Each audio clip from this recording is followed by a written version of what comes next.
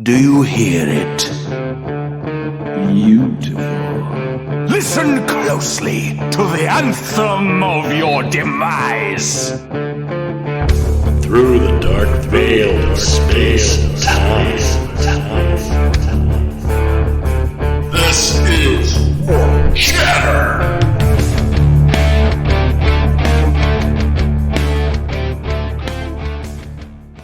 All right, welcome everybody to Warp Chatter. That is correct. That's a new intro, custom intro there. We are talking Warhammer 40,000, primarily Horus Heresy Legions, digital card game, chatting about the game, about the lore. This is a podcast by players for players. I am your host, Scuff D. With me today, I've got my crab co-host, Axel Manning. Hello, hello, hello. And then also joining me are two players / tournament organizers. I've got GreyFox. Hello. And Dorn Stache. Hello. Hello. And Dorn Stache was back on episode 1 when we first got things started. So he is a tournament organizer. He's also a mod on the Discord. I think we're going to be talking next week about the Crucible boss that the mods do. So that'll be a whole different thing. But today, the topic or the subject that we're going to get to shortly will be the World Cup tournament, but also tournaments in general. Having two tournament organizers here, I kind of want to talk to you guys as far as what the different tournament formats are, how you guys got involved being tournament organizers, the support that every guild does for the game, but also, just kind of get your guys' take, pick your guys' brain as far as what it is to be a tournament organizer and some of the maybe some of the stuff that players don't consider or take for granted sometimes as far as when it comes to running, hosting, and organizing a tournament. So, with that being said, before we get into that, really quick, let's do player introductions. Let's go ahead and do player introductions starting with GreyFox. So, tell us about yourself. Well, I really don't know what else to say about me besides I am a Raven Guard main. Like, everybody knows that. I've got Corvus Corex profile pic. I really don't know. I came to the game relatively early on, but then I lost half a dozen or two dozens, then hundreds of games on the East and Free. So I decided, not a game for me. And then after some time, I just got bored, and I really got involved in a real-time work. I hadn't got time for the real mobile games, so I came back to the Horus Heresy. I again struggled, but then I discovered the Legion's Discord, and then basically the first day, I literally asked the question, guys, can anybody help me building a deck for Maudarim? And Chauvin basically showed me the ropes, made my first 250 decks, and then basically showed me onto the Rubber Moonwind. And afterwards, I basically started slowly building the decks myself. That was about my gaming career. As for how I got to the tournament organizing, well, I think there was some talk about tournament organizers expansion, and I was in the masterclass back then. And so I pushed myself forward.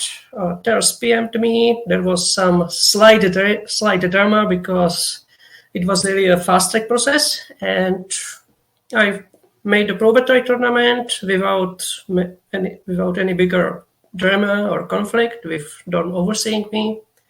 And that was it. Since then, I am tournament organizing, trading quips, torturing Diamond, in that order. That's about it. Well, and you mentioned, Chauvin as one of the mods. He's a player. Ruber's Moon as well is one of the players that's on the Discord. He's a player in the game, too. And Diamond, those are all personalities in the Discord. So for those who don't know, but yeah, that's a good way to kind of get involved and, touch base, build a base as far as experience, whether that is getting help with building a deck and then kind of finding what works better for you. Or do you play Raven Guard in 40k like tabletop or any other games? I hate Raven Guard in 40k. I like them in 40k. I mean, it's an approach. Like Raven Guard in 40k is basically MO. Yeah, sorry, we are sorry. Yeah, let's die again. We are sorry, we died. In 30k, they basically got budget on Istvan. Then they went to Terra. Then they decided to rebuild. The rebuild went sideways because Alpha Legion shenanigans. Mm-hmm. But still, no, we are not rolling over. We are not dying. We are not defending We are not defending Imperial Palace like Imperial Fists. No, we are just going like a shattered region, raiding every single ship we can, throwing up shit onto the Horus out onto the Horus face. Like, you get the idea, the approach. Yeah, they well, definitely with Korax leading the way, they kind of took the rebellion or the guerrilla warfare back out once they recovered as well as they could. Because, yeah, like you said, there was some Alpha Legion shenanigans kind of messing up their rebuilding process and creating the what's the name of that? Their whole wing that they had.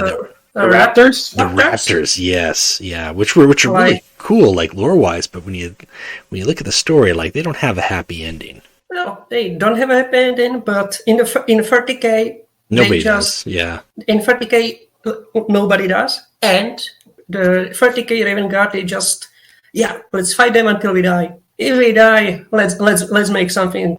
Let's make a cheater for the traitors. Well, I don't think Shrike's like emo haircut on that model did him any favors. I think he's a great character, and his 4th edition model was really cool. But when they took off the helmet, I know a lot of people did not like that face. I mean, you can replace Shrike with Konrad Korze, and it's the same haircut, give or take. Like, what's self-respecting Raven Guard? Konrad Korze haircut, come on. No, you got to get it lanky and in your face. That's how you work it.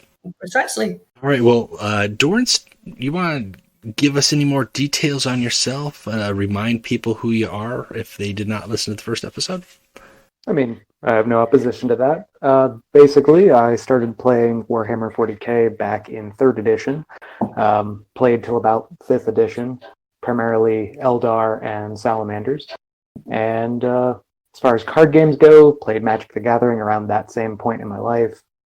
Moved into Legends of the Five Rings, and then stopped both hobbies for primarily financial reasons and time reasons. And so when I was introduced to Horus Heresy Legions, which was both hobbies together, it's hard to turn that down. As for tournament organizing, that came about strictly because when Terse and myself became moderators of the Reddit, he wanted to approach the already existing tournament organizer team for Discord and Everguild to see if we could do subreddit tournaments. And so I just got kind of brought along with that. Okay. Yeah, and the subreddit tournaments have kind of formed as a result of that. Because I for the first year or two of tournaments on Discord, that was it. That's where they were primarily organized. I say Discord. I understand that there's, I think it's VK for the Russian players. They have their own kind of social network, and they have their tournaments that they run as well. But for English-based, I believe Discord was the primary one. So branching it out to Reddit and getting involved and getting those players in the Reddit threads involved into tournaments and letting them know that those were options available to them to play and win gold and win legendary cards. I think that was a good idea. And I hope, I haven't really followed it this last year, but I mean, you guys are still doing it, so that's got to be a good thing. Yeah, actually, the turnout for the subreddit tournaments has been really high. All events, you get a certain number of signups, and then people drop out day of or hour of in some cases. And we've been lucky that I think the biggest one we had was something like 30 participants. Wow. And even when they drop back down, they've never been lower than 16. I think that's helped by the fact that they're monthly instead of weekly. And maybe this has helped. I'm trying to push the angle of it being somewhat like the second founding tournaments that used to exist, which for anyone listening who's unfamiliar, those were tournaments held at the same time as weekly tournament, but that had a cap on how many legendary points you could have. They were specifically for newer players. Unfortunately, they were discontinued because if I recall, they were lucky if they got over 10 participants in an average one. Yeah, it was very low turnout. I think the last couple, there was like 8 at best. They were really... the problem is as players played and got better, then they kind of grew out of that age range or ceiling for the second founding, and there wasn't as many new players coming in, at least coming into Discord to partake in that. Yeah, I think it kind of follows that if you're not doing very successfully at the game, like you're already, into Terra and stuff, you might not be as engaged in the various communities.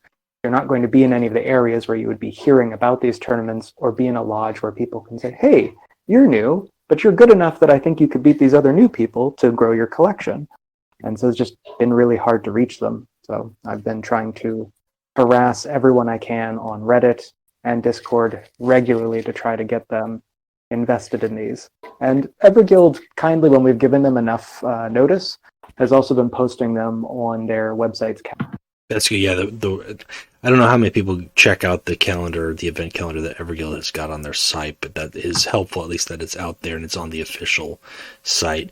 And that is the thing. It's hard to tell people, like, they're in their mindset. Maybe they're thinking, don't know if I could win. I'm like, well, no, it's a tournament. Anybody has a chance to win, and if you're on the same level, you could play. You'd be surprised. We had a new player who started in our lodge, a year or two ago, Hawk, and he's a tournament organizer now. I think Skull Crusher is his in-game name, and that's how he started. He played a tournament, and he won, and he got either Angron or Horus as his first legendary, because he got a legendary for first place.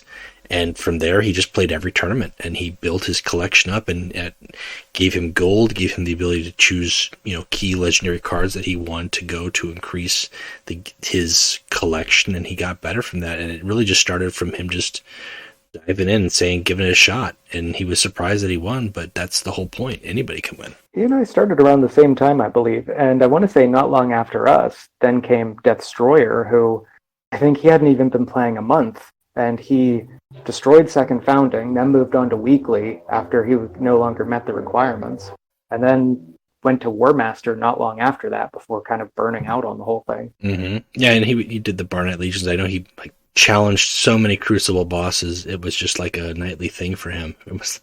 He had to get his Crucible fix. It wasn't challenging many Crucible bosses. It was him challenging Frog over and over again until he lost.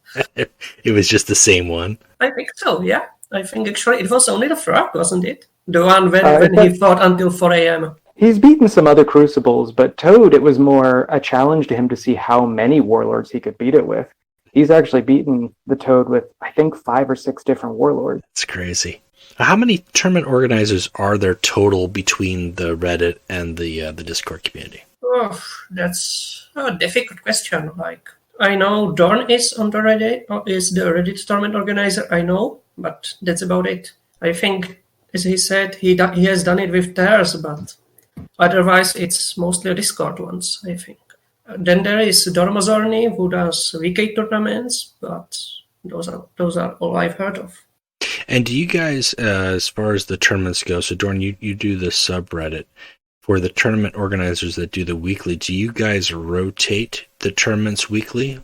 Yes, everyone more or less just tries to fill out a schedule with no particular routine or rhythm to it. Of a discussion of who wants what week, and people just kind of fill it in as it works for their individual schedules. And we try to have enough people listed as tournament organizers that there isn't a gap, even if someone wants to take a month off or someone wants to do more than one in a month. Some take even a year. Some people just there are some of those guys with the TO code still up on the Discord. I don't know if they've hosted one for a while, but they might get the bug again. You never know.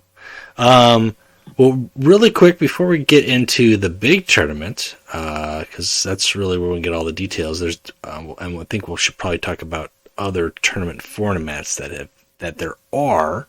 I want to talk a little bit about the raid event, which is new as of Friday, and get your guys' thoughts on it. So we've got Scoria, but it's a different Scoria as the raid boss / grand reward. And then the warlord choices are interesting. I've gone through 5 runs and I don't think I've had all of the options available to me, but we're using drafting for the raid boss, which has been very nice. Personally, I enjoy that aspect of it. I'm not doing any rerolls. I'm just going 0 rerolls, and I'm coming up with some decent builds. What are your guys' thoughts on the prizes on the 2 new warlords that are potential? And just in general, what do you think? I'll start with Axel. Well, Scuff, you and I have talked about Scoria before. I really like Scoria in the books and the tabletop itself. So seeing him finally in the game, hopefully, is something I want to see, because I've been looking forward to him. I'm sad that he's not the version we've been shown before, but I feel like a mini pocket asteroid belt will turn out to be very good in the long run. Or not asteroid belt, drill site. Yeah, drilling site. Having drill site on demand. There's nothing wrong with that. Oh yeah, and his ability still being the scorpion thing scorpion getup that he's doing. Pretty cool.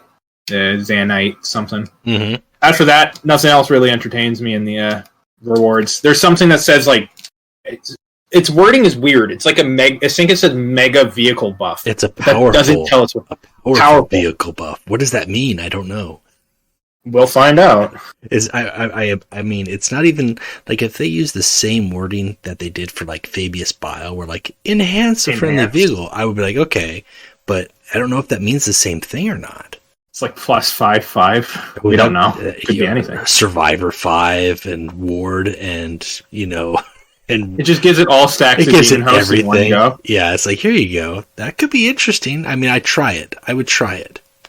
But otherwise, it just gives a +1/+1 to a friendly troop for 3 energy, and it's like, I think you're. And we got a mini Perturabo. Yeah, that's too. Yes, I like that warlord. He looks like he'll be fun. The fact it's another energy manipulation type mechanicum. Well, not manipulation, but restoration. Mm-hmm. They have a couple of them already, but this one being dependent upon your enemy troops seems interesting. It's not just let your friendly troop die or play a friendly troop. You do some fun things in the turn. Yeah. It creates different timings for gaining energy, especially if your opponent has a lot of troops on the board. Mm-hmm. What are your thoughts, Grey? I'm not a fan of Scoria. Like, basically, the drill site is nice to have. It will certainly help in the early game, and then he or she. Is it guy or girl, actually? I think it's it's hard to tell with tech priests, but I think it's a guy. It's safe when it comes to tech priest. Yeah, when you say tech priest, it's easy to go neither, but he's a dude. Well, I mean, it's always safe to say that when it comes to tech priests, they're probably binary.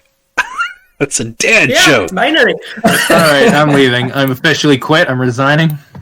40K dad joke. Check. We did it, guys. We did it. Anyway, I really don't like the whole idea of the warlord is basically being anti-knight, anti-Jimbos. Like, from turn 5, you are basically dropping what's the name of the Sons of Horus tactic? Chariot of Gods? Mm-hmm. Mm-hmm. Yeah, well, you are basically dropping Chariot of Gods in Reign of Fire format. That's about it. As for the second guy, yeah, he is actually interesting. Like, if you somehow manage to steal Pride of Caliban or something like that, you can get some really insane combo. Yeah, I like his, you could do a lot with him. He's got the siege, so I like the fact that he's a Mechanicum warlord who does damage, because we don't have the 3 that exist. Caleb is the only one that does damage, and it's just to the warlord. But this one gives you the option to control troops or warlord damage or anything like that. And then the fact that he's got that recouping energy is a nice feature. Scoria. The changes to him I don't dislike. They're different. I don't know how a constructed deck that would be using his harness, his 5 energy special card every turn, how that would actually go, especially if it is against a lone warlord where you can just deal 4 damage every turn for basically 3 energy, because you can use his ability to recover 2 of that. So I don't know. What are your thoughts, Dorn? Mm-hmm. Well, I don't know if I've said this I don't know if the draft sprout when I was on the podcast last, but I know I've said this in a variety of other social spaces. I don't like draft formats in any card game, so I was biased to not like this new format to begin with. I do prefer the raid events over the standard Everguild. You're voting by winning with these decks idea. So, I'm in favor of that. And I do like the rewards. I'm always for new warlords, assuming we get them. Unlike poor Lord of the Flies there. Yeah, I don't know, not much to say. I'm excited for both of them. I can't say whether I would necessarily play them or not. I don't tend to play a lot of Mechanicum warlords. I do make a lot of use of their troops in my other decks, but not those warlords in particular. And I don't remember what oh, that's right. No, the tactic is what you all were talking about with the enhance, or Right. give a powerful buff to a vehicle, which I'm skeptical of just because if they worded it like that, well, then that means it's random. And if it's like original Yeah. Fabius Bile, that means there's a bad roll mixed in with the good rolls. If it was original Fabius Bile where you have the chance to stun your own vehicle, then that would put it on level with like Crucial Choice, which is not a terrible legendary as much as people say. I've won games with Crucial Choice, but I play it for the memes more than anything. Mm-hmm. That's fair. 1 energy for a draw, Yeah. and potentially stuff your opponent's hand if you're playing anything that mills. Mm-hmm. But yeah, I doubt it's a card I'll use no matter what it is, just because I tend to shy away from random things, which I know is a bit hypocritical for anyone that knows how much I play Narek Draker. But cards like that I tend to avoid. It's part of why I hate Eben Drake, for example. Especially in this current raid event. I don't think it's hit a troop once out of all the raids I've attempted. But that Sure, could Dorn. that could give your Iron Warriors vehicles powerful buffs. Come on. I'd rather just put more vehicles out rather than buff them. I look at that card and I realize that all my decks have at most like 2 vehicles in them. So unless I'm going to go hard for vehicle decks, I don't got room for them. Yeah, I mean, if you don't have that many vehicles, it's not going to do anything for you. But Proctor exists. He doesn't get played near as much as he used to, but he can make something. He doesn't get played, but he exists. He does exist. Well, I'll tell you what. When we find out what those powerful buffs are, that could change, because if Proctor could gain a +5/+5 on his little weeby 1/1 guys, and then you have to dispose of every turn because that could be a threat, then that might be something. Something crazy enough that if we get it and you put it in a DD vehicle deck, it's a game over for the other player. I'm calling it now. Yeah, for 3 energy, it's not too bad. But It's going to be like a +5/5 and Bloodthirsty, something stupid. I am more excited though for the Warlords for sure. Oh, definitely. Although we don't have enough deck slots to house them, so that's important to me. I need my slots. So That is you true. want to trade the new card for more slots? If we didn't get the legendary, or you know what? Oh my gosh, that just triggers in my mind. Like if the second tier reward was just like +5 deck slots for the game, like we'd have that day one. It would just be me winning that I'm like, that's it. That's the prize. Everything else beyond that, I don't care. Would you sell your house for it?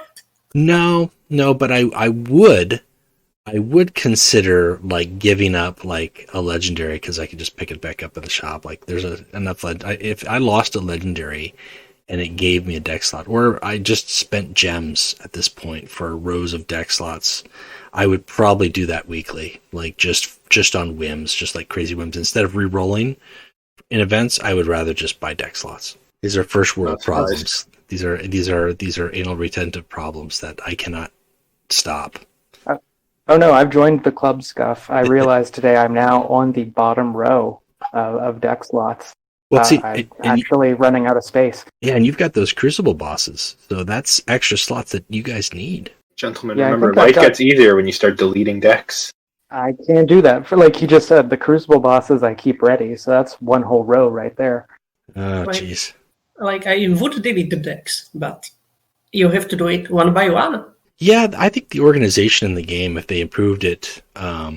Speaking of improvements, their improvement with the font yesterday, is that still ongoing? Do we need to talk about that? Oh, I'm still angry. Improvements? You know, where they yesterday. You just offended Dorn. Yeah. Oh, that! Yesterday, they added the ability to change the color of the font, but then somewhere along the way, no. people discovered that you could change the size of it as well. Dorn knows a lot about this. It's not a new thing. It's apparently been a thing that just no one bothered to try and notice. Oh, really? Now, yeah, so I'm not terribly knowledgeable about these things, so I apologize to anyone that understands this stuff that I might get incorrect. Already unsubscribed to the podcast. Yeah. So apparently it's something to do with HTML. I forget what the specific name is for this type of chat setup. But apparently it's been a thing you could have done, is using various scripts like, I guess, bracket color equals red bracket, etc., to do things. So I don't think it's an addition. Now, there's a chance that maybe this came along with the change in typeface to, I forget what we're on right now, whatever this rounded typeface is. So it's possible it happened then and wasn't the case back when we had the serif, archaic-looking typeface. Mm-hmm. But in any event, it's not a thing that they added, at least not intentionally. And we are curious to see if they hotfix it back out. Yeah. And it doesn't affect anything as long as people close their script, which seems to be a thing that people are having difficulty doing. If you're going to change your typeface size or whatever, please kindly close the script at the end of the sentence you're writing so it doesn't affect the people below you. I know that Karmatos has been exploring just about every possible thing he can with it. And I think he found a document that has a list of various instructions, and he can probably describe all this far better than I'm able to. If someone's going to meme the font, it's going to be Karmatos. Oh, man. The meme, the myth, the legend. He's going to ruin it for everyone.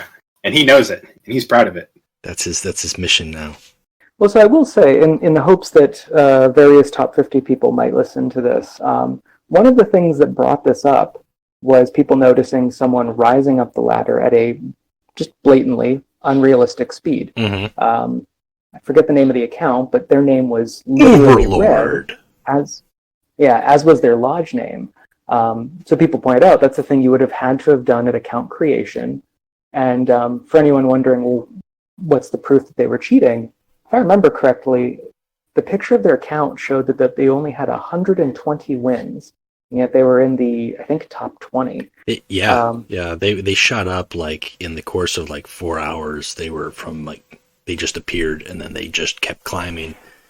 And I don't know if anybody had reported actual games with that person or not, but it was this is obviously somebody's exploiting something going on here. So first, for anyone wondering, because I've seen people speculating on Discord, yes, the developers have been told about it. Everguild knows about the account. They said that they've looked into it and that they're going to act on it.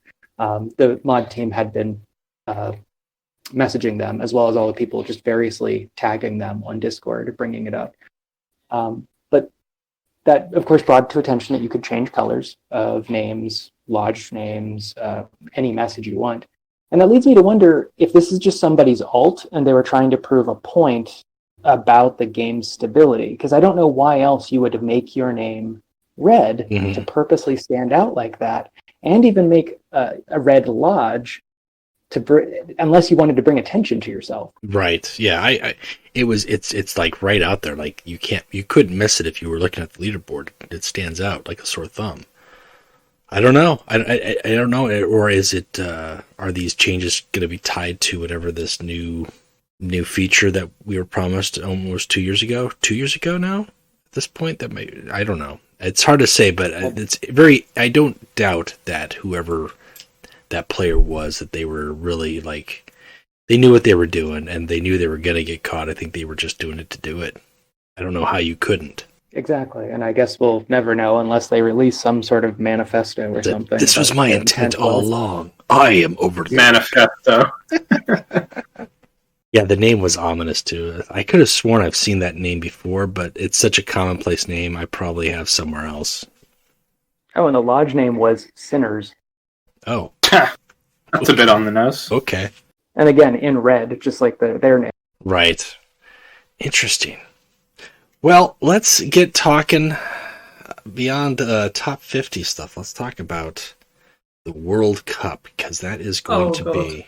Yes, it's time.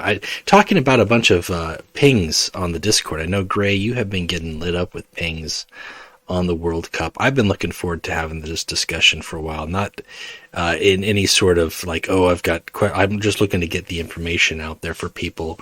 World Cup was a tournament that concluded roughly about January-ish of last year, if I recall correctly. We had the first World Cup, and that was a really fun event. I was on the Team USA. I mean, there were so many. I can't recall off the top of my head how many teams there were of players from all different countries and even different regions if they didn't have enough players within their country. And it was really a great way to get players engaged and play people who they normally wouldn't, get to be either on teams with players that they weren't in lodges with, and just kind of building up a different mood as opposed to the standard, ladder, player structure, lodge structure, whatever the case may be. Really, it's always nice to get those formats to kind of shake things up. And I think it was last week or late the week before where you posted up that you were going to be starting up the World Cup again. And that has got me intrigued, and I'm looking forward to seeing that format return and hopefully kind of have the same success. So I wanted to get all the details as much as you have with you right now, because I know we're going into March 1st, not that far off, and I think that was your date for registration. So I'll let you talk about it. Give me the rundown, and then if I've got questions, we'll kind of go from there. Okay, so where to start? I've posted the preliminary timetable at the main card. Right. Basically, tomorrow I will create the player sign up sheets. Like just yesterday, I had 12 separate people asking me where they can register. Like at start, I've just assumed they just hadn't read the rules, but I don't know. Like I write everything down when to expect. People still ask, where are the sign up sheets? Come on. Yeah, I think, well, and to go with that, I mean, information can quickly get buried on Discord, so I could understand a little bit if people weren't scrolling up to see where the information was. It's pinned. Yeah. It's pinned to the channel right now? Should be so easy. Check the pins. So March 1st is registration. That's when the registration starts, correct? Yeah, precisely. March 1st, I started the Google Excel sheets. I'll post the links. Like right now, I really don't care about warlords or anything. Like those I'll just get the player names first. Yeah. Like first 14 days, everybody can sign up. I want to recheck. Then like a week or so just to check whether they are still interested. Then last week of the team registration, you can finalize your warlords. Write up the picks. Then, like, I have like 2 days of leeway, like to again set up administrative things, set up the tournaments for various countries or the areas where the players will be in case there won't be enough players from one country to make a team. Right. So if you've got regions or countries where you have, because the teams are going to be 3 players. If you've got, I don't know, I'm just pulling a country. U.S. is a country, so I'm in that. So I'm just going to pull that. U.S. has got 5 players. Well, 3 of those are going to be on the team. 2 won't. If we've got, in that regard, we'd have to have some sort of qualifier. I think last year there was like 8 or 12 players for the U.S. We had a miniature qualifier tournament, and some of the countries, I know Russia, Australia. I think UK had very large brackets, and they had qualifiers as well. I think probably France. I could be wrong. And so if you're small enough where you've only got 3 players, there's your team. You're good to go. But if you have a large group and there's that many people who are registering from that country, then you'll have to have a qualifier tournament.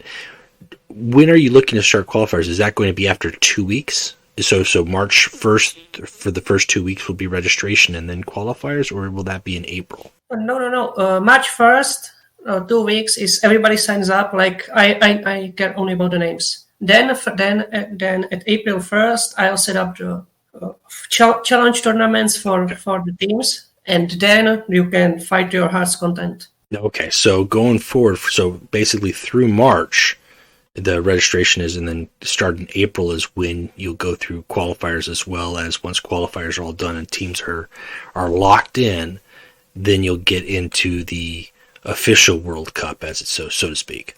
Yeah, precisely. Okay, and then when you go into the World Cup now, and we kind of take it through that, we've got all the teams, you've got your 3 players, the rules and format as you have it presently. I think you had some special restrictions in those. You want to talk about those? Oh, yeah, right. The restrictions. They were really only concerning night houses because, let's be honest, they are not that balanced. Basically, I've restricted the knights from using Gref Cannon and the Hecate Claw, which would still give them the largest kill reach in the whole tournament. I think it kept out at 20, but no, the knight players cried it's not fair to them, etc., etc. So I just had the last laugh and completely declined them, completely stopped their participation there. Right. So the night houses are not going to be allowed in this format whatsoever, correct? Precisely. Okay. So, sorry if I may. Oh yeah, basically, the only special rule which is still standing at this moment is that Alpha Legion players don't need to specify to publicly announce their warlord. Basically, if you want to play Alpha Legion and you want to feel slightly more alpha-ish, you'll just write Alpha Legionary and send me who you want to play in the tournament. This basically slightly confuses your opponent because now he doesn't know whether to expect Alpharius or Exodus or both in the same moment. Mm-hmm. Basically, all you have to do when you use this rule is to send me a picture of your starting hand every time you play in the tournament. Just to confirm that you didn't swap your identities out. You are, so if you're doing Alpha Legion, you're listed as Alpha Legion, but the tournament organizer knows that you are Alpharius, and you just have to indicate every game that you're playing that, yes, I started out as Alpharius, I didn't switch it up. Yes, precisely. All right. And those are the only 2 restrictions?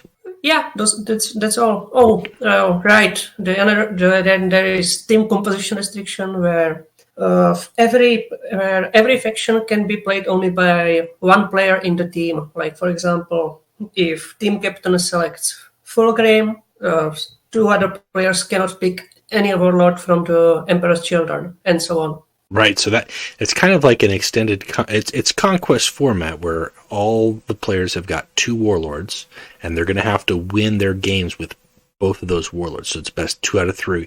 However, those 6 warlords cannot be from the same faction whatsoever. So, like you said, like if out of those 6 warlords, if somebody's playing with Fulgrim, those other 5 selections, none of them can be from the Emperor's Children, whether that's that player or their teammates as well. Does that, and with regards to neutrals, obviously Imperial Army, Chaos, and Mechanicum count as their own faction in that regard? Yes, precisely. Yes, because that would make no sense whatsoever. Imagine a team full of Ornatovs. Right, only 1 neutral. That just wouldn't work so much. Okay, and then obviously kind of just the general question there as it relates to this format, because I know when it comes to these bigger tournaments, these tournaments can go for a while. As you're talking about signups in March, starting tournament play, qualifiers in April, depending on how long that takes, as well as how long the matches take. Are you expecting to have like 1 week per pairing? 1 week per like round. So like if you've got right. Basically, I have discovered in a formula to the effect of tournament organizer may elect to give you that deadline because like I don't expect anybody dragging out a match just to fuck up with somebody else's timetable. But if it would be the case, I or anybody else is entitled to come and say, look, you will get displayed by this and this date. I don't care who wins. If one of you won't come, yeah, the other one gets the win. Right. And to kind of help with that communication too, I know you had mentioned each team will have a team captain, and that's recommended to be the player who's the most active, at least who's the most readily available or the most active on Discord, so that way they can help get in touch with their teammates and let them know, hey, you've got to get your game in, or these are your opponents, or let's get this round finished up, to help kind of facilitate that so people aren't waiting or forgetting or not even realizing that they've got games until the last day. Not that happens too often. I think for the most part everybody's aware of who they're matched up with, but sometimes the week goes by pretty quickly, or people spend some time play testing for 4 or 5 days, and the game gets done on the 0 hour, and that just draws the series out. So you having the authority to say, hey, you need to get your games done now, hopefully that'll help kind of curb that a little bit, so it keeps it on a tight time frame. Yeah, I generally don't like using it, but if there won't be any other option, I just have to be rough sometimes. That's it won't be play them now. It will be play them within 2 days. Yeah, right. You let them know, but then they've got to get it done. That's part of being a TO, is making those hard calls. So the tournament itself, are you going to have it set up like the first one, where there'll be a group round, so to speak, where because there's, again, I can't remember how many teams participated in the first one, but there was well over 30 teams, if I recall correctly, and we had 4 brackets of about 6 teams in each, and they kind of played round robin, and then the top 2 out of each of those brackets advance to the top 8, or top cut, as it were. So are you going to keep that format similar? Yes, and that format is being copied from the last year. Okay, all right, so that'll be the same. So that way everybody, regardless of how good you and your teammates are, even if you're not winning all your games, you're not just out after the first game. You're going to play at least 4 or 5 other teams, hopefully, and get some experience and get to engage and meet some other players. And then from there, if you make that, in the top 2, you going into the top 8, obviously then that takes it up to the next level. But that makes for a good amount of engagement to, like I said, one of the pros with that is just mixing it up and interacting with players that you might not normally do so. So that's good to hear that you're keeping that. Yeah. I mean, I've considered just making some sort of group, like usual weekly, but then I've looked. Yeah, so the guys will spend month waiting for registration, month waiting for whether they are picked into the team, and then they'll lose their first match within 6 minutes. Right. And then they're that's it? Yeah, exactly. That's no fun. So if it's looking good on paper, and we have adjusted the enforcement format, I think why to change it? Yeah, it worked well, and I don't think anybody would mind it being the same. I don't think there was any holes or flaws with it. I think it was fun. As even those teams that didn't do so well or bottomed out, they got their games in, and that's always fun. Do you know? I just had a thought here. Okay, so talking about top 8, what about pricing? Have you heard yet on how that is looking? Because I know that'll be a big question for people. Yeah, there is a conversation between me and EG ongoing. EG was really helpful. I've showed them my idea of pricing, which was frankly unacceptable to them because it involved card back for every single participant, legendaries and some gold for the first team, some gold and epics for second, rares for third, commons for fourth. So obviously they just cannot give away these many cards. I get them. So they offered normal tournament pricing, and at the moment we are just debating whether they will provide card packs like they were used in the last year at World Cup. Okay, yeah, because that's something to note that I didn't mention is the prizing for the first World Cup last year. I do not recall if there was any gold offered for prizing. I don't even know if first place team got legendary cards of their choice, which is that's a normal prizing structure for first place. You get gold and you get a legendary of your choice. Second and third get gold. However, everybody in the top 8, so that's all the team members in the top 8, which basically is 8 teams times 3 players, so there's 24 players. If you were top 8, you got a bronze card back, and it was exclusive World Cup card back. I know I've showed it in a couple of videos, and I don't see too many people play with it because, honestly, there's only 24 people who had that. It's called the Blood Games card back, and it was just for those players. You got a bronze one. If you were in top 4, you got a silver. And if you were in first, you got the gold, if I remember correctly. I could be wrong. I think maybe second and third got the silver, and silver didn't go to fourth. I could be wrong. But that was it. It was kind of just the bragging rights to say that you played in it and you got it. But unfortunately, everybody who played in the qualifiers didn't get that if they didn't advance. And obviously, like you said, that's something that it's hard for them to arrange to give it to that many people. I get it. And, at least hopefully they can do something for, rather than just standard tournament prizing. I mean, the World Cup, it was a big thing when we played the first one. Pricing really wasn't discussed until, I think, midway through, when they kind of, hey, this is a big deal. We've got this many players participating in this mega tournament. Can you do something special for it? So if you're able to repeat that with very similar success, I'd like to think that every guild will respond in kind and be able to step up and offer something like that too. One can always hope, but as I say, right now I've got confirmed like every winning team member gets the 3,000 gold and legendary of their pick, no question asked. Second, third, and fourth one get the usual 2,500. 1,500 and 500 gold in that order. So that's still a pretty nice amount of gold. Yeah. Because, I mean, you're saying 3,000 gold plus a legendary of your choice, but that 3,000 gold can get you 30 crates, which is a legendary as well. So you're going to get 2 legendaries, one of which is your choosing, not to mention, any other leftover gold that you might get or other cards from crates that gold is going to buy. Precisely. I mean, even if you don't want the expansion crate, you can still spend it for 15 faction crates, which is still a rather good deal. Yes. Okay.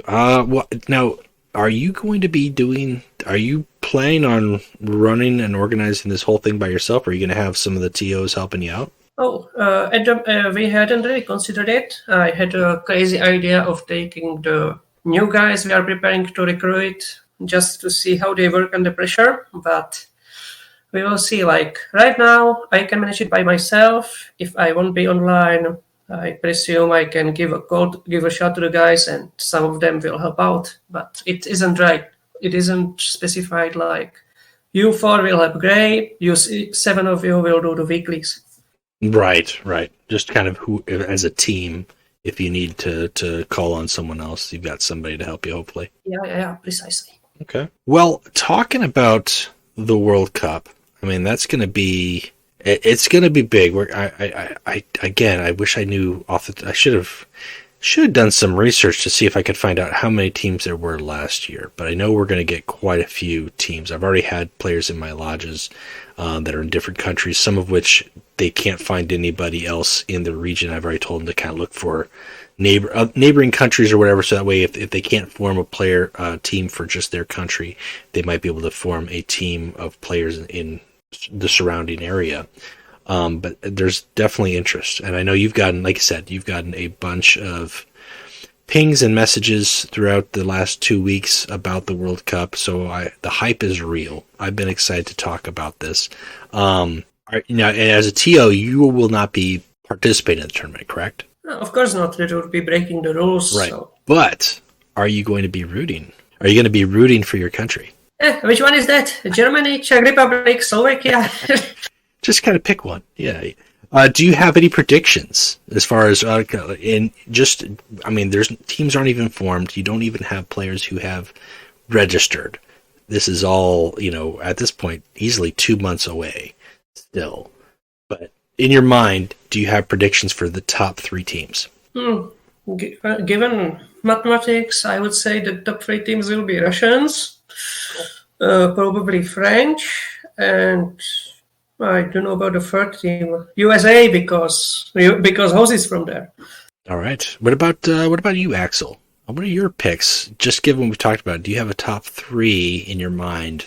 He's talking to the muted mic. I forgot I was muted. Oh, there you go. I Okay. muted myself due to some background noise. I answered with the words Russians, and that's all I said. Yeah, no, the Russians will always peak up there because it's just what they do. They are very numerous, and a lot of them are pretty good players because they live for Warhammer. I expect the French because the French have Crow, and that is the luckiest man alive.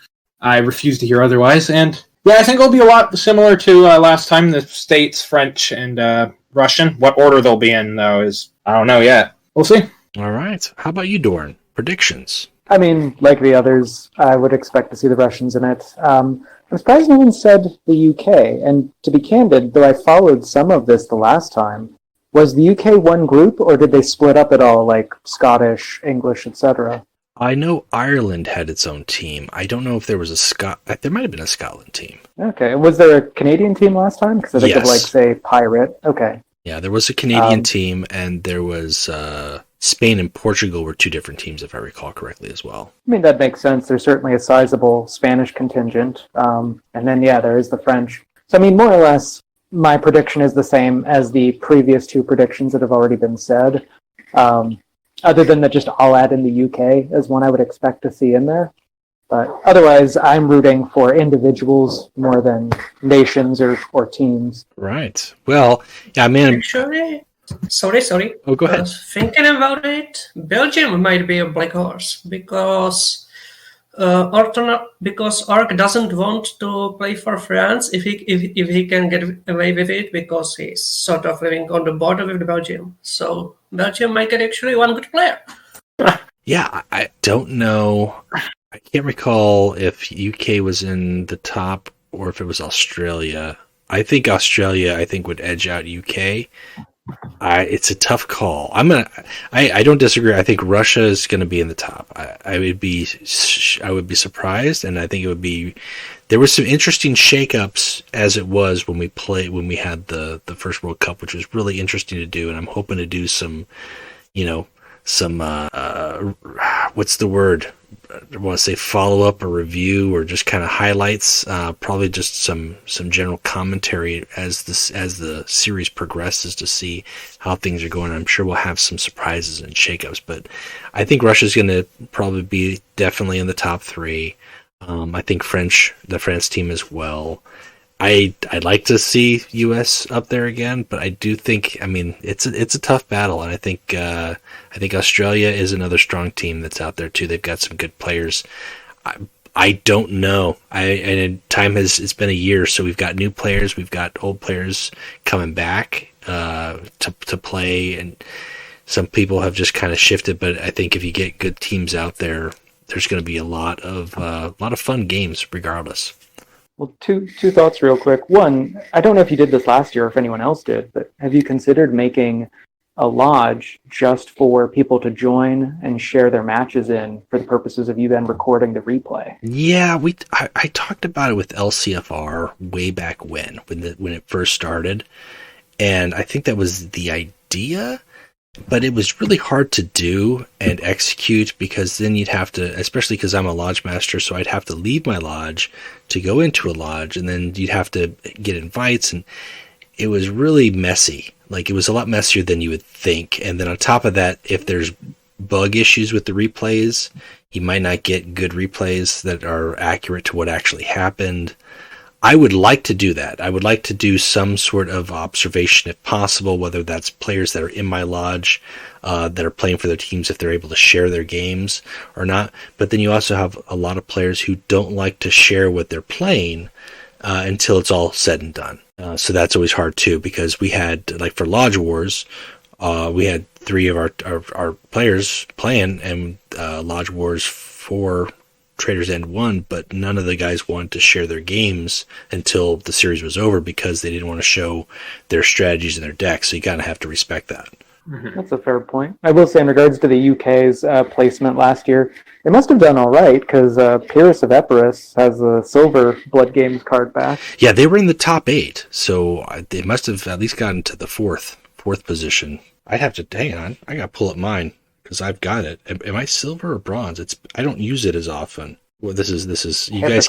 Yeah, you guys can't see it. It's an awesome card back. I love it, but I don't put it on my decks. I like the theme of my card backs with my Warlord and the quotes.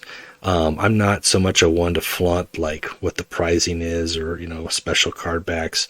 I do have it. I think on like when I get a new Warlord for like new factions or new Primarchs, and I don't have a card back for that faction, I will either use that card back or like the Emperor card back just to show that it's or the one that was allowed for beta testing. Like that's just my go-to. I have the silver, so we were in the top 4 because we survived the first round. So I don't know. I'm trying to remember top 4 because I'm pretty sure I could remember top 4. I said it was French. I remember French, Russia, and United States were up there, but I'm forgetting the last one. I think it was British. The French or the UK. I think it was UK, and the French team beat out the US. So the French squared off with Russia, and I think Russia beat out the UK. So I think that's where we ended up with. That's about right. So it's crazy just talking about how it worked out. I'm excited to see how it's going to work out again this year, and having the podcast plus the channel with the laptop, I'm hopefully going to be able to dive in a little bit more and actually show some bracket stuff. And we'll probably be talking about this a couple more times as far as where teams are at. Axel, are you going to be playing for Canada or looking to try to play for Canada? I would love to. I don't think I got the chops because there's a lot of good Canadian players I know of. Pirate comes to mind. Shea comes to mind as well. Shea and LCFR. I know there's a couple other guys. It's just a matter of who's up for it. I'm looking. Pirate is Canadian? Yeah. He's Quebecois. I did not know that until Barnett Legions last weekend. So you learn something new every day. I always thought he's British, and I've been playing with him for a year. Yeah, I thought Pirate was UK as well, but no, he's not. He's French Canadian. I heard his voice. Pirate, I knew if French you are listening to this, sorry, I didn't know. It's like a secret revealed.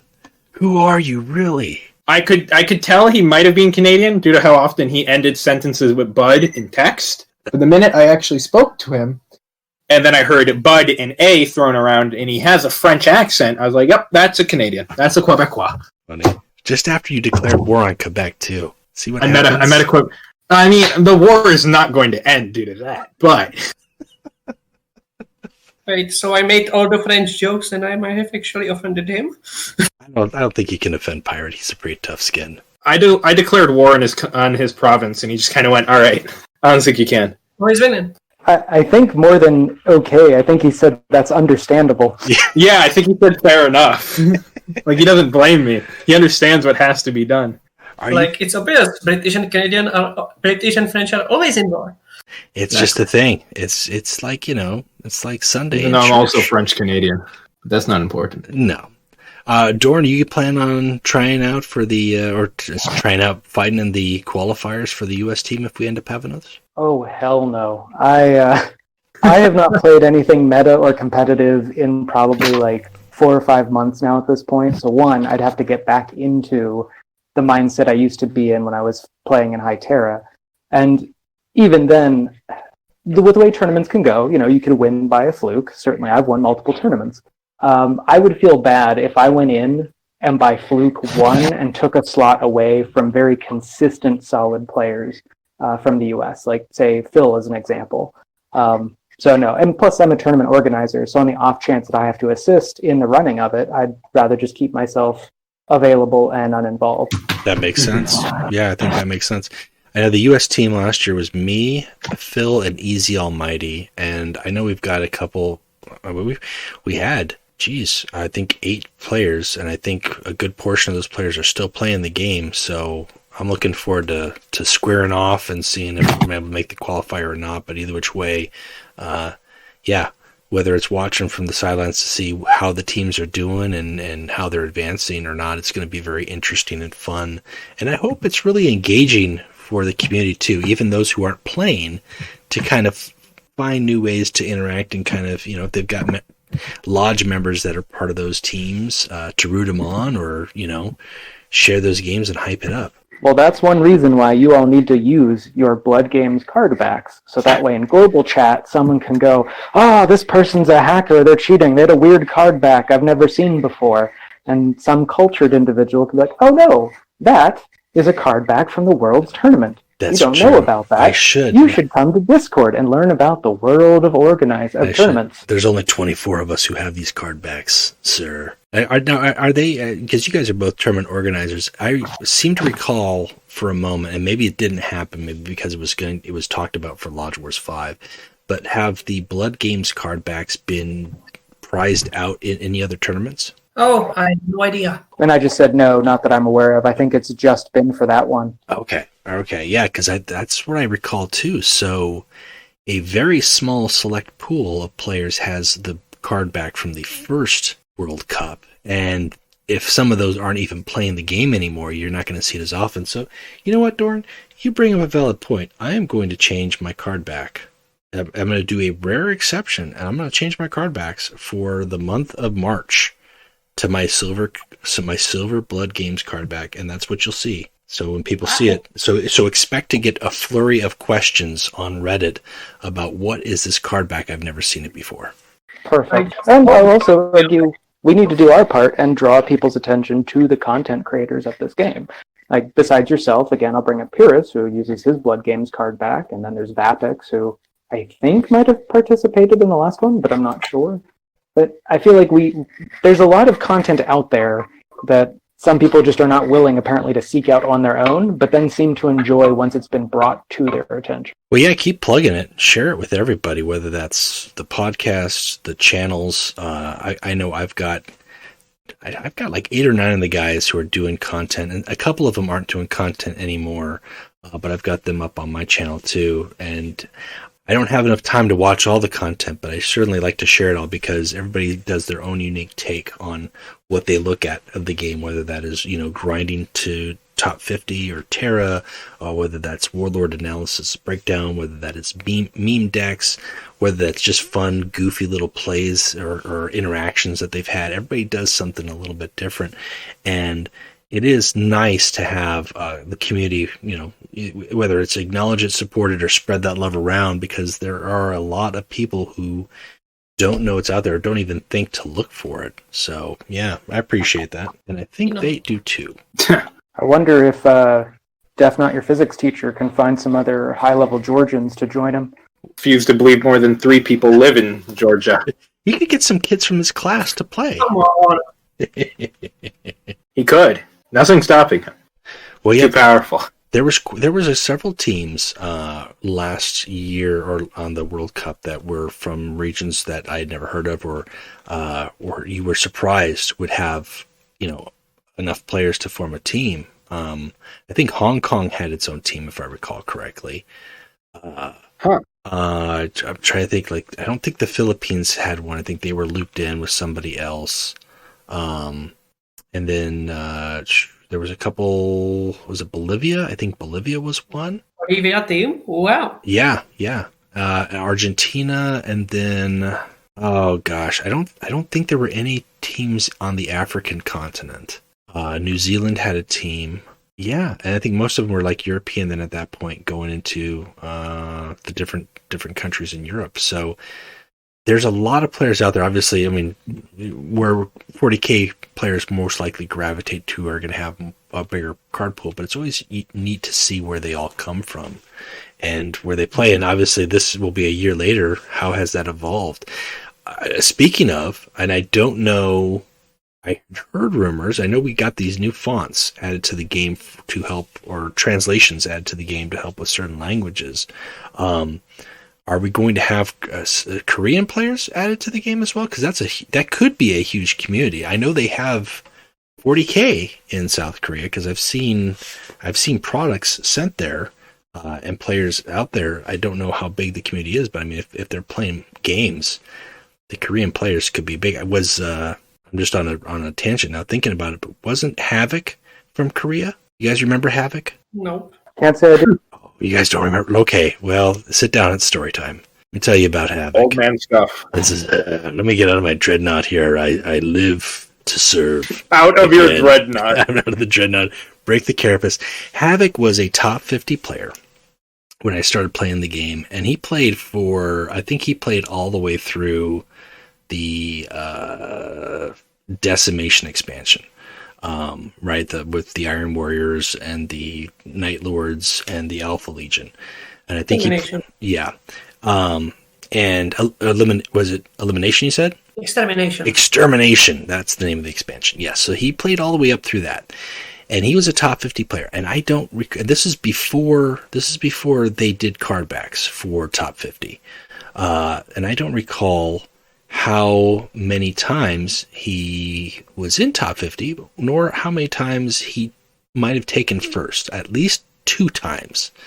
But that's not what made him the big deal, because Havoc not only played to get into top 50, but Havoc had enough time and commitment. He created 4 to 5 other alt accounts and played them up into the top 50 as well. And I think one month he had 7 accounts that were his in the top 50.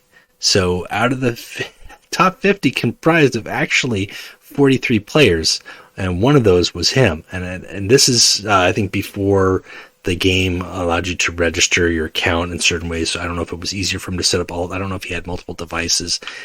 It was mentioned in a couple Q&As, and Everguild didn't have any qualms with it, and he put the games in. He played. It's not like he, shared points. There's no way to trade cards. There's no way to trade gold. He played all of those accounts up to top 50. Usually he played Korax. He played Raven Guard, especially at the time when they were just a powerhouse faction and nobody was running anti-stealth. It was very easy to do. And he rocked it. He rocked it hard. He became a legend, but the fact that you guys don't know who he is makes me a little sad. So hopefully after this you are aware that is something that somebody once did. That is the story of Havoc. I need a contact on him. I need to learn where he lives. I need to learn his ways. Well, that's the thing. I think he was in South Korea. I could be wrong, but I believe somebody had mentioned that he was one of those Korean gamers, playing StarCraft and 40K apparently. I don't know if that's true or not. I don't know if that was just an accusation thrown about, but the guy put in time and he played. He was on all the time and made it up there. And I don't remember exactly when or why, if it was just a change or a new expansion that was out that he was kind of burned out over the game, but I don't think he had anything left to prove at that point. And then after he left was when they brought in the new card backs. So it's like he could have had something to show, at least for his efforts. He could have had 7 different accounts with different card backs.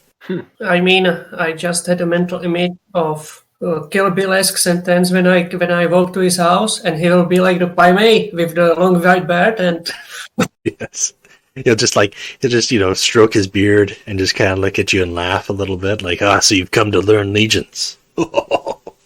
Precisely. And he will need fish heads and so on. Now, brief tangent, just because there was some misnaming that happened in there. Can I say? You getting that expansion wrong, for whatever reason, triggered in me the same feeling I had when you keep calling the troop from the Eldar swooping eagles. Are they hunting eagles? No, swooping hawks. Swooping hawks. Gosh. Look, first off, I will admit I'm not an Eldar player, so that's my defense. And the fact is also the swooping hawks are a underrepresented unit in the Eldar. That's my take on it. I could be wrong, but I accept your criticism. And I apologize. Last but not least, who the hell cares about names of the Vestigial Empire, which was ruined at 30k? Which right? This is true. I mean, let's face it; they're in decline. Nobody really cares about the Eldar except for the Eldar at this point. Sounds about right. But yeah, especially coming from someone who plays Raven Guard, who are also in a pretty bad state after the Horus Heresy. Nevermore. yeah. That's why. Last words. Well, we had the when we were talking about, I think with J Thrills and Howling, we couldn't figure out what legion, between like 4 people, what legion the world eaters were. And then after we recorded, it was like, oh, it's the 12th. Why couldn't we think of that? I felt like a fool. I can barely remember any Legion's numbers. I'm getting better. First off, I know that the first Legion is Dark Angels. That's easy enough to remember. 7th Legion is Imperial Fist. 20th is Alpha Legion. 19th is Raven Guard. I'm not sure where Salamanders stick in there. 16? Maybe 14? I thought it was 18. Yeah. It's not 17. That's what I know for a fact, because that's my boys. Yeah, I want to say 18, I believe. But I'm getting there. And the fact that I can start rattling off, like, there's so much 40k lore. There's no way you can know it all. And like, I'm more on the Imperial, like Astartes and like, standard Imperial Army regiments. When people start talking like Titans and like Forge Worlds, I'm like, that's a whole different language. Like, the fact that I can even remember 3 different, factions in the Orcs that's my claim to, that's what makes me happy. Like, that's about all you're going to get out of me. Well, that's because the Orcs are a joy in this setting. They're one of the bright spots in Games Workshop's fiction. This is true. Yeah, they're just there just to have a wah and to have fun more than anything. I prefer them over the Tyranids, and I mean, in terms of faction being menacing and very 40k sci-fi. I mean, the Tyranids are definitely like this scary and horrific, a horde. But tabletop-wise, I think the Orcs are more aesthetically interesting, like just with the conversions that you can do, and you're going to have the green skin, but you're going to have their brightly colored vehicles. I like that a lot more than just the standard, hive colors like that. Usually it's like, okay, it's bone and red, bone and blue and red. You might get some variation in there depending if somebody's got like a green or orange if they want to get crazy, but they tend to operate along the same color scheme. Whereas the Orcs, they're always going to be green, but you don't know what their stuff is going to look like. Well, the Orc stuff is always just put some bits you have left over, cram them on the Orc vehicle. That's about it. That's right. If you can glue bits on bits, that I think you actually get rules for that. And then you paint them checkered colored, like black and white checkered. That's easily like +5 points, and that's a 2+ invulnerable save. And what about red? And blue to get Psycho 1? Bits on bits. Oh, this reminds me. I commented earlier that Overlord is not cheating. He made his account name Red. Red goes faster. That's right. Nope. That's how that works. That's the rumor. That's what they say. I cannot argue with that logic. By that token, then maybe I wouldn't have to change my lettering to blue, because blue is the lucky color. So isn't blue the one which made you level 1 wizard, or was it Warhammer Fantasy Battles? I don't know fantasy, so I couldn't say. I think blue's lucky. Yellow is they've got extra teeth. They've got more DACA. They got extra teeth. Yeah, teeth. Red goes faster. The Black Goths, I think, are just mean and nastier. I think they're just dead hard. Dead hard. They're dead old. Okay, that makes sense. And green is best. Yeah, well, and purple is sneaky gets. Purple, well. Yes, you got to have the sneaky gets in there. There's no such thing as purple. Pink, the sneaky ones, or purple is Orc Commandos? Right. You never see them because they're always sneaky. No one expects purple guys just spreading around. That's true. Anyway, just to explain the fantasy lore. Basically, you could play orcs, where you could pick feral orc character, give him a blue circle on the belly, and you had level 1 wizard with some insane charge, insane ward save, and actual melee capacity. So that was a regular tactic. I remember the feral orc models. I really like those. It was like a short, I think they only had them out there for like a year or two, but they had like they had a very caveman barbarian thing with like the bone axes and stuff. Those were cool. You mean in Warhammer Total War, they eat like that? No, in fact, they are infantry faction. They are infantry which runs as fast as light cavalry and just crams into the house like it's nobody's business. It's like a clown car. Are they riding boars like they used to? Oh, they are just sort of like They are easy to deal with on range, but hard to deal with in melee. So close quarters infantry just rush in, make chaos. Okay. Well, that kind of ties me into the next question, really, because we've talked about World Cup and, just how you guys play the game, how you guys get into the game, and we talk about what do you do when you're not playing Legions. So you want to talk about what other stuff you're into there, Grey? Oh, I've used to play the Warhammer Fantasy Battles, but my Tomb King army is like 6 years old. And then I've got some grand strategy games, parenting stuff, and PlayStation 5 just to keep me entertained, and obviously work. I can't get my hands on one, but I'm trying to. The PlayStation 5? Yeah, they're impossible to get your hands on nowadays. Oh, at least around here. Don't get me started. It was like I've set up the wake-up call at 2 a.m., pre-ordered it, and I've learned that at 3 a.m. the whole Czech shipment was sold out, and that was 2 months before they actually started selling it. Oh, geez. The online ordering stuff, as much as it's a nice thing to have, like I'm this last year, especially with COVID and the pandemic and people turning to online shopping or purchases a lot more so. The Indomitus box was a prime example of that for 40K, where it really highlighted like the problems of, I guess, bots, like people using bots to constantly order stuff before they even get to the shelves. I just started. I can't say. I mean, this is not something I normally do, but I was in the store, and Walmart has got these retro '80s GI Joe figures, and like it just called out to me. Like I always wanted a Hiss battle tank, and it was relatively affordable. And then they had Heavy Duty and Destro and Duke. So on a whim, I picked those up. So now I'm trying to chase those down. The rest of them, Snake Eyes, Cobra Commander, Scarlet, and apparently I had no idea what I was getting into, because if I had half the idea, I probably would have just either passed on these or picked them up during Thanksgiving weekend when they were all on the shelves, and I was like, maybe next time. Like this. So it's not a hobby that I'm going to be doing, but I'm going to complete this collection, and I'm going to have all the G.I. Joes, because I never had all the G.I. Joes. This is my chance. Poor stuff. You know what I want, though? If I had to get the G.I. Joe, like the same thing with Star Wars. Like I never had like multiples of the standard grunt guys. Like I wish I could have had like 10 stormtroopers or 10 Cobra troopers. Like I had one, so then I just had to keep like using that one guy over and over again. Like he kept getting shot all the time. I would gladly, if I'm going to go into a toy line and I see a Cobra trooper, I'm going to buy like 8 or 10 of those guys so I can have a whole squadron. What for? Just to throw up in the air and roll around on in the bed and complete my adult man-child fantasies. Snuggle West before you go to bed. That's right. Like, and good night to you, and you, and you, and most of all you, Snake Eyes. You are going to be with Bet, right? The gingerhead one. Scarlet? Yeah. Scarlet and Baroness.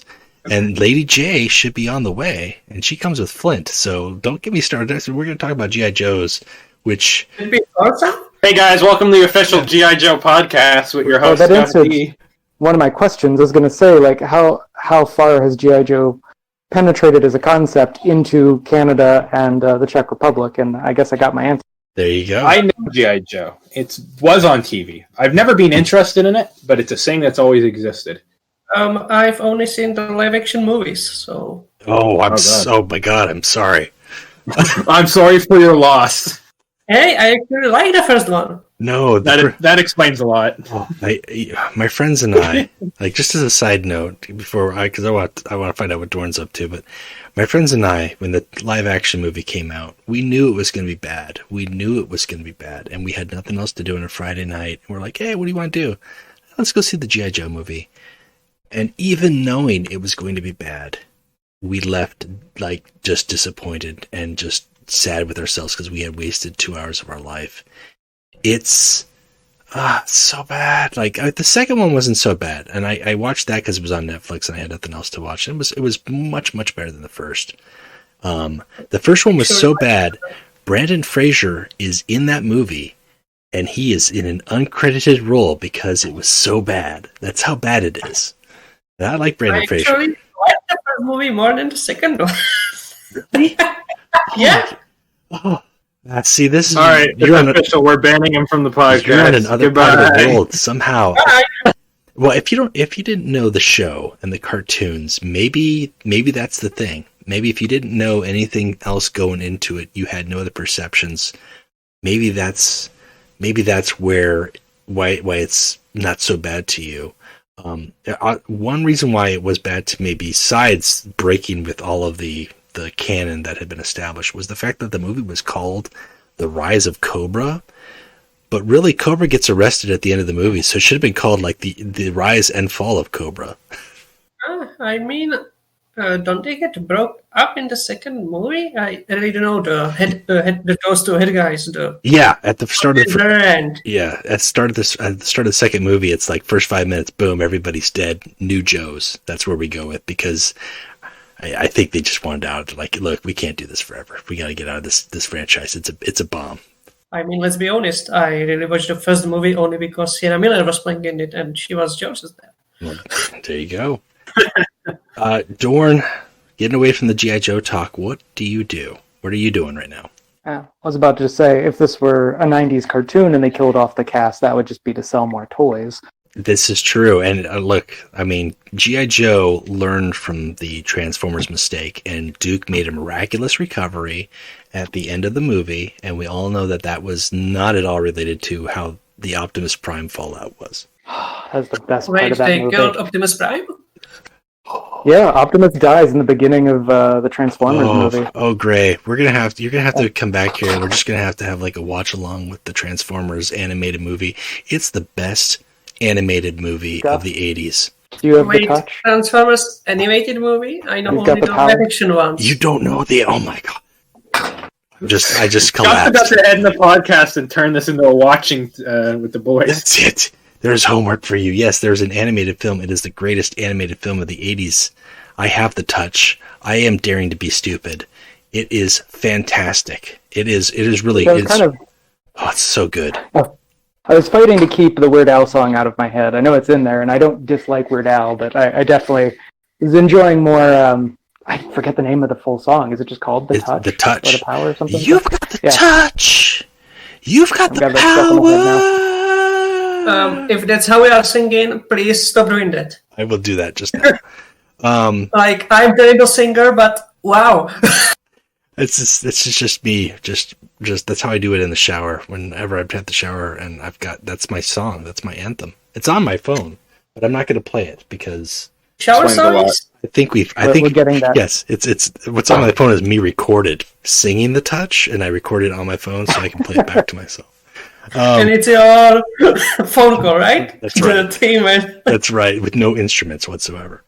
Scuff Getting cover. that raw, uncut stuff right now. It's a whole album of just me doing shower songs. Oh, speaking of shower songs, I've been working overnight and in work, so I decided to take a shower. Nobody there. Fine. I started Fleetwood Mac, Come and Get Your Love. So I was initially singing, dancing. Then I turned around, and there's utterly mortified clear there just looking at me. See? I would have doubled down. You're never alone. I'm surprised she hadn't passed out. Well, that's where the "don't ever do that again" comes from. that's pretty much it. Yeah, let's cut it right there. Don't ever do that again. Learn from your mistakes. Well, we talked about World Cup. I want to talk about if you guys got anything to plug. Gray, besides World Cup, is there anything that you would like to plug? Not really. Like, I can talk about some tournament concepts I have on the shelf, but those are really work in progress, and I'm not sure community can handle the rules actually. All right. Well, maybe some more stuff to come in the future. If you do end up with other formats out there, Yeah, like prior to the Christmas, I had an idea about tag team tournament. Basically, 2-player teams on regular weekly, where each player plays one warlord. Both must win to pass to the finals, but I really forgot to email Everguild about whether they would give us the rewards, so that got shelved. Yeah, I think a lot of people are playing for prizes, so that's kind of important. Dorn. Yeah. So I forgot about it, and now with the World Cup, I got a stack full. Now the other thing I was considering before today was basically what I've named Wolfsbane or Wolfspath. I don't know. I've written Dorn the word name, but Dorn, do you remember it? It was Wolf something. I apologize. I don't recall. Yeah, something Wolf, like basically a tournament where for like 12 or 16 people max, where first round would be basically Space Wolves versus Thousand Suns, as basically player would pick either traitor or loyalist at the start. In the first round would be Space Wolves versus Thousand Suns to represent the Scourging of Prospero. I could toss in Custards there too, but nobody would play them, let's be honest. Second round would be Space Wolves versus Alpha Legion to represent Battle of Yarant or Alexis Nebula. I don't know which one was that. And the finals and third place would be basically Space Wolves and Raven Guard versus Sons of Horus and Alpha Legion to represent the later action. Okay, and depending on which side the players chose, they would like be on one of those. They'd be playing one of those factions through the course of that. That's interesting. Yeah, but after today's tournament where the rules hadn't made sense, I really got quite shied away from that. It does get tricky when you're trying to do different formats. We doing Barnet Legion's format. Sometimes I forget up until the day of all the special rules or some of the things that you think make sense, and then when you actually start to execute it, like, oh, I didn't think about that. Yeah, like today, you pick either traitor or loyalist. Fine, I'll pick traitor and loyalist mix. No, you cannot do that. Okay, right, somebody hadn't noticed it, fine. But when somebody barges in and announces 4 warlords, which are not even allowed in the scope of the tournament, you just go, wow. Need to read those messages. Read the fucking rules first. I mean, a really funny thing I figured out.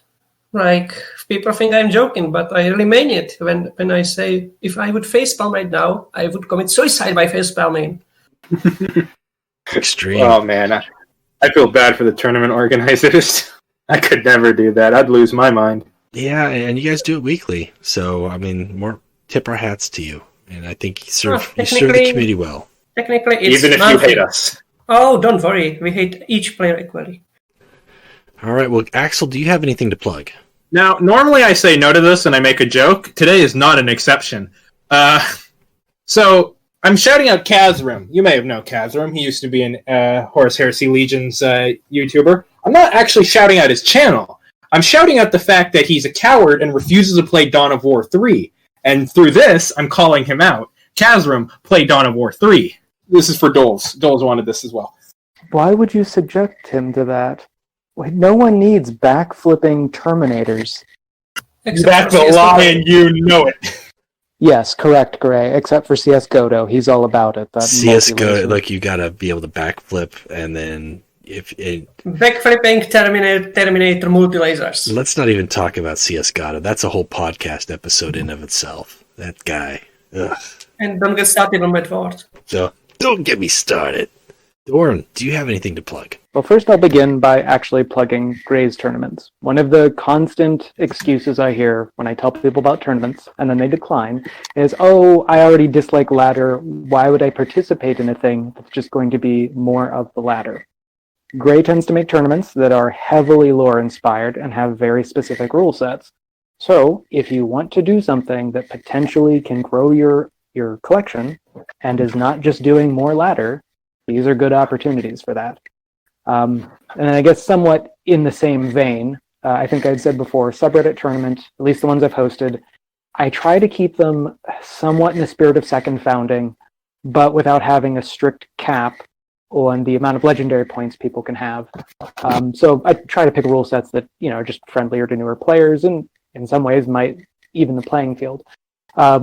I'm thinking of doing, and it's not official until I post it, but at the moment, my thoughts for the next subreddit tournament are to try a double elimination and see how it goes.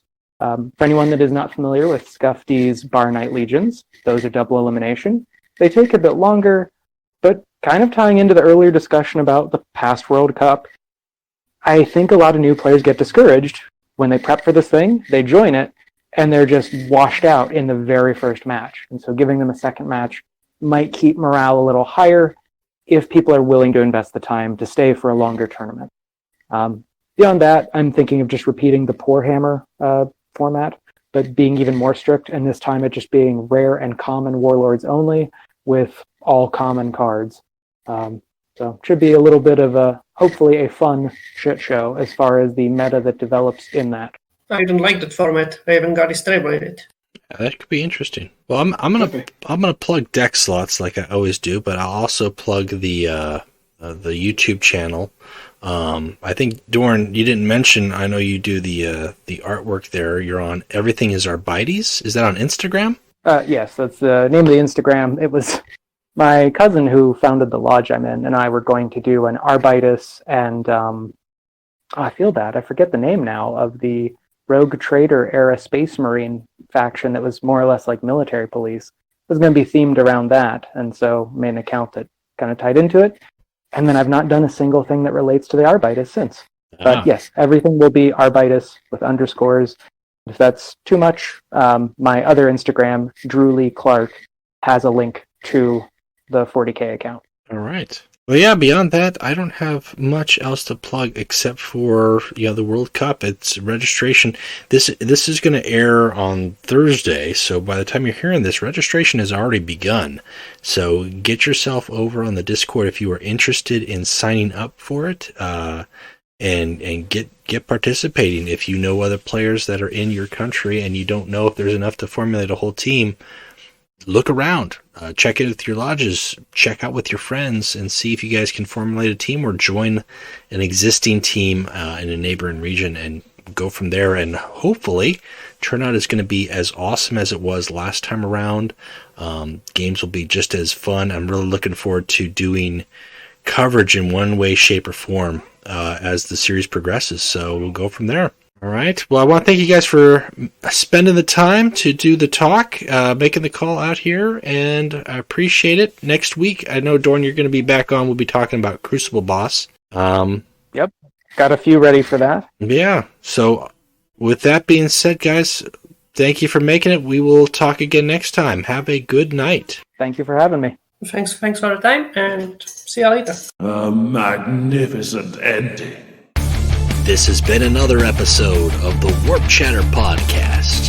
Thank you for listening. Yes. Shh. It's over. Don't fight it.